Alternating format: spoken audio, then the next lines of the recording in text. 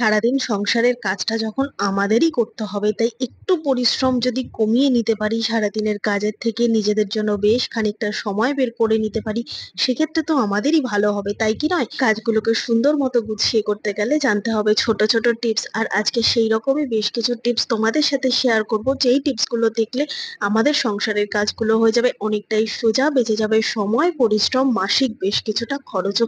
আজকে সেই রকমই বেশ কিছু টিপস তোমাদের সাথে শেয়ার করছি, চলো তাহলে আজকে ভিডিওটা শুরু করা যাক। বন্ধুরা, আমরা অনেকেই আছি নতুন জুতো পরতে গেলে পায়ের মধ্যে এরকম ফোস্কা পড়ে যায়। তো এই রকম গোড়ালির উপরের দিকটায় যদি এরকম ভাবে ফোস্কা পড়ে, সেক্ষেত্রে কিন্তু অন্যান্য কোনো কাজ করতে, হাঁটাচলা করতে বা এখানে জামা কাপড় যখন ঘষা খায় না, তখনও দেখবে খেয়াল করে প্রচন্ড পরিমাণে জ্বালা করে। আর এই জিনিসটা কিন্তু আমার একটা নতুন জুতো পরে দুটো পায়ে এভাবে ফোস্কা পড়েছে।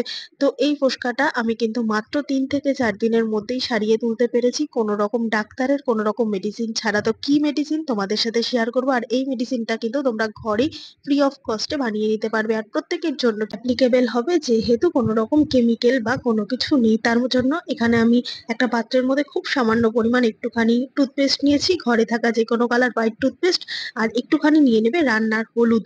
তো টুথপেস্ট আর হলুদ আর সামান্য পরিমাণ একটু জল, তিনটে যেন ইকুয়াল ইকুয়াল মাপের হয়। তো ভালো করে দিয়ে তারপর কি করবে, এরকম ভাবে চামচের সাহায্যে ফেটিয়ে নেবে।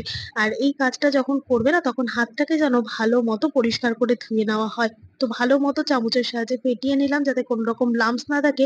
এরপর বন্ধুরা দেখো, এই হাতটা পরিষ্কার মতো ধুয়ে যাতে নখের কোনায় কোনায় ময়লা না থাকে, এই জিনিসটা লক্ষ্য করে তারপর যেখানে আমাদের এই ফোস্কাগুলো পড়বে না জুতো থেকে, তো সেখানে সেখানে কিন্তু এই প্রলেপটা দিয়ে দাও।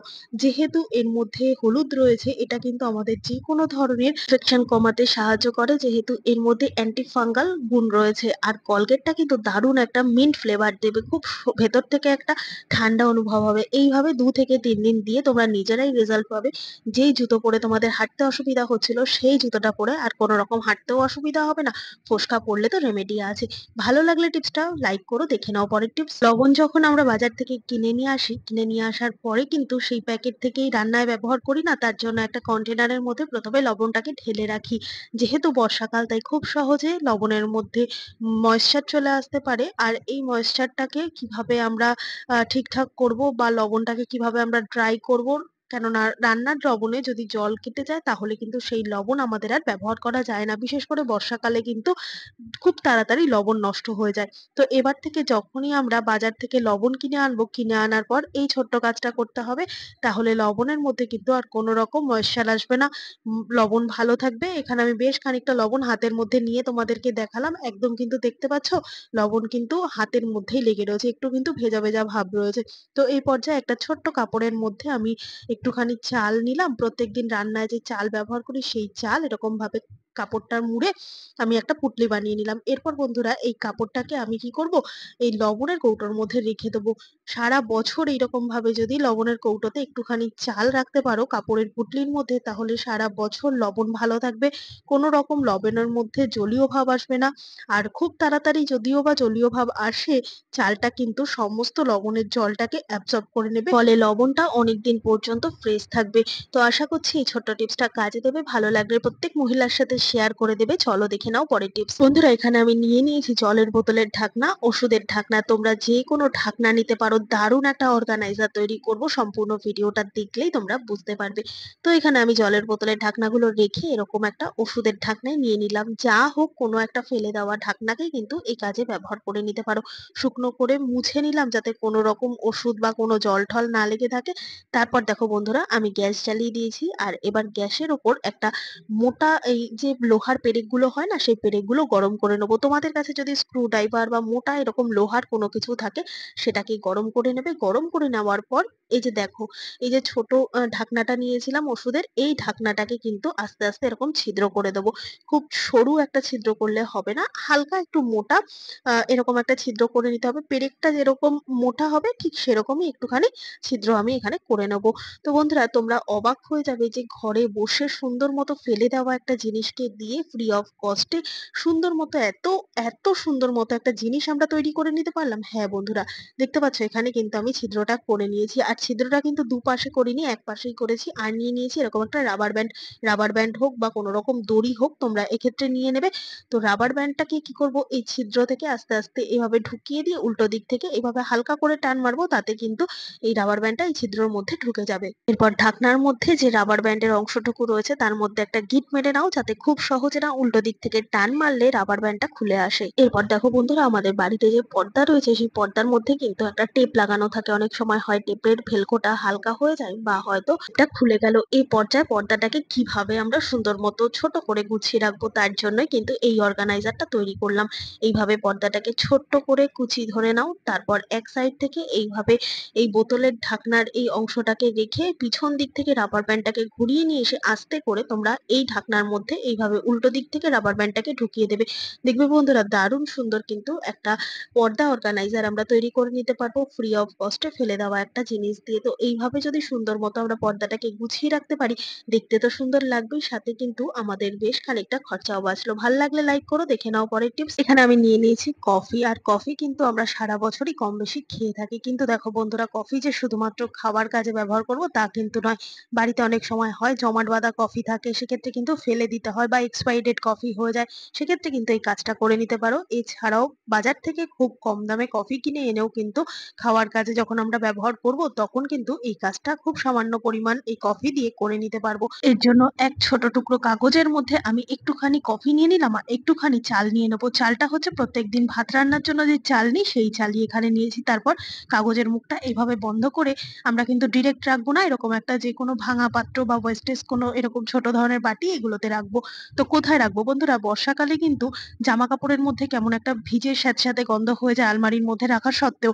অনেকে আছে পারফিউম ব্যবহার করে জামা কাপড়ের ভাঁজে ভাঁজে, অনেকেই আছে ন্যাপথলিন জামা কাপড়গুলোর মধ্যে দিয়ে আলমারির মধ্যে স্টোর করে রাখে। সেক্ষেত্রে যেন জামা কাপড়ের মধ্যে কোনো রকম দুর্গন্ধ না হয়, জামা কাপড়গুলো কোনো রকম পোকামাকড় ধরতে না পারে, বা সমস্ত জামা কাপড় যেন ভালো থাকে। অনেকের বাড়িতে ন্যাপথলিন থাকে না, আবার অনেকে ন্যাপথলিনের উগ্র গন্ধ সহ্য করতে পারে না।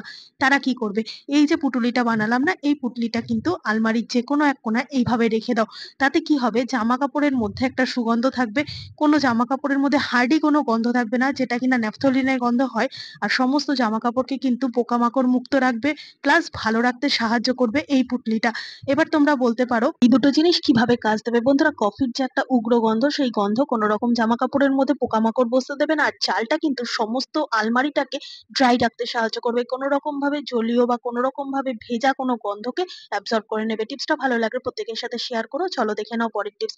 এখানে আমি নিয়ে নিয়েছি বেশ কিছু জামা কাপড়। বন্ধুরা, এরকম মোটা কোনো জামা কাপড় হোক বা সুতির কোনো বা গেঞ্জির কাপড়ের কোনো বা ছেলেদের যে প্যান্টের মোটা কাপড় হোক, যে কোনো জামা কাপড়েরই উল্টো দিকটা খেয়াল করে দেখবে, সুতোর যে সেলাইটা থাকে না, সেই সেলাই কিন্তু অনেক সময় ছুটে যায়, মানে সেলাই হয়তো খুলে যায়। অকারণেই সেলাই খুলে যেতে পারে, আবার আমাদের সেই জায়গাগুলো কিন্তু সেলাই করতে হয়। কখনো বেশি সেলাই খুলে গেলে দোকানে দিতে হয়, কখনো ছোট কোনো জায়গা যদি সেলাই খুলে যায় সেক্ষেত্রে কিন্তু আমাদের ঘরে করে নিতে পারি। তো যেভাবেই সেলাই খুলে যাক, সেটা যে কোনো জামার কাপড়েই হতে পারে, নাইটিতে হতে পারে, ব্লাউজে হতে পারে, জামা কাপড় স্কুল ড্রেসে হতে পারে, প্যান্টে হতে পারে। তো যেই জামা কাপড়েই এরকম সেলাই উঠে যাবে, তো তার জন্য রইলো ছোট্ট একটা টিপস। প্রথম থেকে যখন আমরা নতুন জামা কাপড় কিনে আনবো, এই ছোট্ট কাজটা করতে হবে। প্রথমে কি করব, এরকম ভাবে উল্টো করে সমস্ত নতুন জামা কাপড়গুলোকে উল্টো করে নিয়ে এই সেলাইয়ের যে স্টিপ গুলো রয়েছে তার উপর দিয়ে এরকম ভাবে ঘরে থাকা যে কোনো ধরনের সাবান তোমরা একটু লাগিয়ে দেবে। তাতে কি হবে, সুতোটা কিন্তু হার্ডি হবে। খুব অল্পতেই টান লাগলেই কিন্তু সেই সুতোটা খুলে আসবে না, ছিঁড়ে যাবে না, সেলাইও খুলে যাবে না। তাই যেখানে যেখানে সেলাই করা থাকবে, জামা কাপড় উল্টো করে নিয়ে যে কোনো জামা কাপড়ে একটুখানি এইভাবে সেলাইয়ের ওপর থেকে সাবান লাগিয়ে নাও। তাতে দেখবে বন্ধুরা, যেই সেলাইটা হয়তো ২-৩ বছর যেত, সেটা আরো বেশি লং লাস্টিং হবে। কোনো রকম ভাবেই কিন্তু সেলাইটা আর উঠে যাবে না। তো এই ছোট টিপসটা যদি ভালো লেগে থাকে প্রত্যেকের সাথে শেয়ার করতে ভুলবে না। চলো দেখে নাও পরের টিপস। আমরা মহিলারা যখন শাড়ি পরি, খেয়াল করে দেখবে বন্ধুরা, একটা কিন্তু পিন আপ আমাদের করতেই হয়। কাঁধের কাছে কুচিতে হোক, কিংবা হয়তো ছোট ছোট করে আঁচলে হোক, যেখানেই হোক না কেন, এরকম ভাবে আমরা প্লিট করি। প্লিট করার পর একটা সেফটি পিন দিই। এবার দেখো বন্ধুরা, যারা ধরো ট্রেনে বাসে যাতায়াত করছে এই শাড়ি পরে, তাদের একটা অসুবিধা হয়, যখন খুব টান পড়ে না শাড়ির আঁচলে, এই সেফটি পিনটা এরকম ভাবে লাগানো থাকার কারণে, আর আঁচলটা যখন টান পড়বে তখন দেখবে এই কাপড়টা কিন্তু সেফটি পিনের একদম যে নিচে যে গোল মতো একটা অংশ রয়েছে এর মধ্যে ঢুকে যায়, যার ফলে ফলে আমরা বাড়ি এসে না বুঝে টানাটানি করতে গেলে শাড়িটা কিন্তু ছিঁড়ে যায়। তো কিভাবে আমরা অনায়াসে শাড়ি ক্যারি করব যার জন্য কোনো রকম ভাবে শাড়ি তো ছিঁড়ে যাবেই না, সাথে সেফটি পিনটাও আমরা সুন্দর মতো ক্যারি করতে পারবো। তার জন্য এখানে নিয়ে নিয়েছি পলিথিনের প্যাকেট। এই ধরনের লবণ, হলুদ বা যেকোনো ধরনের যে প্যাকেটগুলো আমরা ফেলে দিই রান্না-বান্নার মশলাপাতির, তো সেই প্যাকেটের যেকোনো একটা কোণার অংশ থেকে ছোট্ট এক টুকরো এরকম প্যাকেট তোমরা কেটে নাও। দেখতে পাচ্ছ কত ছোট আমি কেটে নিয়েছি। এর মধ্যেখান থেকে এইভাবে সেফটি পিনটাকে ঢুকিয়ে দাও। তাতে কি হলো, এই গোলের যে জায়গাটা নিচে এইখানটা কিন্তু আটকে দিল। তো কোনো রকম ভাবে কিন্তু এই প্যাকেটটা ভেদ করে আর শাড়িগুলো কিন্তু এই সেফটি পিনের নিচের গোল অংশটা পর্যন্ত পৌঁছাতে পারবে না।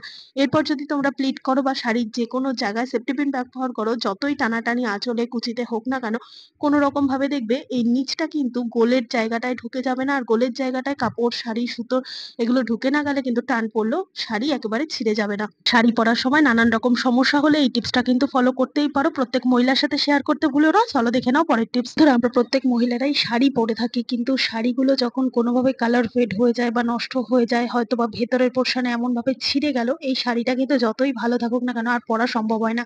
এখানেই আমার এই শাড়িটা কিন্তু ভেতর দিকের কোনো একটা অংশে এতটাই কেটে গেছে, মানে ফেঁসে গেছে, যে শাড়িটা কিনা এতটা ভালো কালার থাকা সত্ত্বেও বা কাপড়ের কোয়ালিটিটা থাকা সত্ত্বেও আমি কিন্তু আর পরতে পারছি না।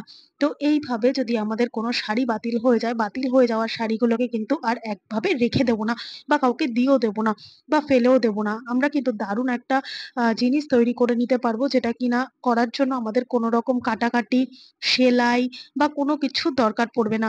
তাই এই জিনিসটা কিন্তু প্রত্যেক মহিলার জেনে রাখা দরকার। হ্যাঁ বন্ধুরা, সম্পূর্ণ ভিডিওটা দেখতে থাকো, তাহলেই বুঝতে পারবে। প্রথমে আমি শাড়িটাকে পুরোপুরি খুলে নিয়েছি। ভাঁজটা খুলে নেওয়ার পর শাড়িটাকে এইভাবে সরু করে আমি কুচি করে নিচ্ছি পুরো লম্বালম্বি ভাবে।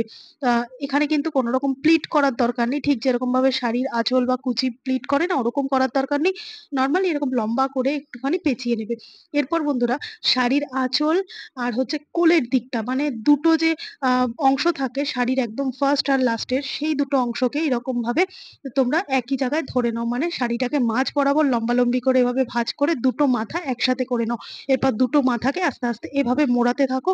তো এইভাবে আস্তে আস্তে মোড়াতে মোড়াতে কিন্তু দেখবে বন্ধুরা শাড়িটা আস্তে আস্তে পেঁচিয়ে যাবে। মানে ছোট অবস্থায়, মানে শাড়িটা 12 হাত শাড়িটা 6 হাত হয়ে যাবে ভাঁজ করে। আর এইভাবে কিন্তু পেঁচিয়ে পেঁচিয়ে আমরা কিন্তু একটা বিড়া মতো পাকাতে থাকবো। মানে যেরকম মাথায় কোনো কিছু আমরা ভারী কিছু নিলে পরে মাথায় একটা বিড়ে মতো পাকিয়ে নিই না, যাতে মাথার উপর চাপ না পড়ে।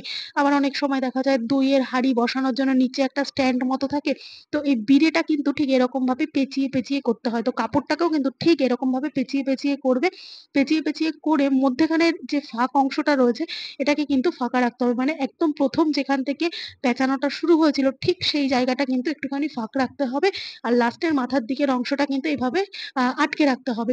তো দেখতে পাচ্ছ মধ্যের এই অংশটা কিন্তু ফাঁক রয়েছে, আর সাইডের যে শেষ অংশটা সেটা কিন্তু এরকম ভাবে কাপড়ের নিচে ভাঁজ করে ঢুকিয়ে দিয়েছি, যাতে কোনোভাবে না বিড়ে পাকানো ব্যাপারটা খুলে যায়। এবার দেখো বন্ধুরা, এখানে আমি নিয়ে নিয়েছি পুরোনো একটা সুতির ওড়না। তোমাদের কাছে যদি পুরোনো সুতির ওড়না না থাকে, সেক্ষেত্রে ওড়নার মতো একটু বড় হবে অথচ সুতির হবে, যে কোনো ধরনের কাপড় তোমরা নিতে পারো। যেরকম ধরো বেড কভার বা এরকম ধরনের নানান কিছু নিতে পারো। তো এইভাবে খুলে নিয়ে ওড়নাটাকে তারপর কি করবো, ওই বিড়েটাকে এই ওড়নার ওপর বসিয়ে দেবো। আর বিড়েটার মধ্যেখানের যে অংশটা ফাঁক ছিল না, সেখান থেকে কি করব, এই সুতির ওড়নার একেবারে মিডিলের অংশটাকে এভাবে টেনে উঁচুর দিকে করে নেব। তারপর সাইডের অংশগুলোকে ওড়নার এইরকম ভাবে কুচি কুচি দিয়ে পুরো শাড়িটাকে কভার করে নেবো। এটা কিন্তু দারুণ একটা জিনিস তৈরি হবে। বন্ধুরা, ফেলে না দিয়ে বা কাউকে না দিয়ে পুরোনো শাড়ি এই কাজটা কিন্তু করে নিতে পারো। এরপর উপর থেকে যখন কুচিগুলো পুরোপুরি দিয়ে আমার সাজানো হয়ে যাওয়ার পর শাড়িটা পুরো র‍্যাপ হয়ে যাবে, এরপর ওই উপরের অংশ থেকে নিচের অংশের দিকে সমস্ত কাপড়ের এক জায়গায় যে কুচিটা, সেই কুচিটাকে এরকম ভাবে ওড়নার পিছন দিকে আনতে হবে। দিয়ে তারপর এরকম ভাবে কি করবে, একটা রাবার ব্যান্ড পেঁচিয়ে টাইট করে দেবে, যাতে কোনো রকম ভাবে না সমস্ত এই ওড়নার যে কুচিগুলো ওপর নিচ কোনো জায়গা থেকে না খুলে যায়। দেখো বন্ধুরা, সুন্দর মতো কিন্তু একটা কুশান তৈরি হয়ে গেল। আর এইরকম ভাবে কুশানটা তৈরি করার পর সোফা বা খাটে যদি আমরা ব্যবহার করি, তারপর যদি কাউকে আমরা না বলে দিই এটা যে একটা পুরোনো শাড়ি দিয়ে আমরা তৈরি করেছি, কেউ বুঝতে পারবে না বন্ধুরা, এত বড় কথা গ্যারান্টি দিলাম। আর দেখতেও কত সুন্দর লাগছে। তাই ফেলে দেওয়ার আগে বা কাউকে দিয়ে দেওয়ার আগে অবশ্যই এই কাজটা কিন্তু তোমরা করবে। আশা করছি আজকে সমস্ত টিপস কাজে দেবে। ভালো লেগে থাকলে লাইক, কমেন্ট, শেয়ার করে পাশে থাকবে। আমার এই ভিডিওটা তোমরা কে কোথা থেকে দেখছো কমেন্ট করে জানাতে ভুলবে না। আবার দেখা হবে অন্য কোনো ভিডিওর সঙ্গে। ধন্যবাদ।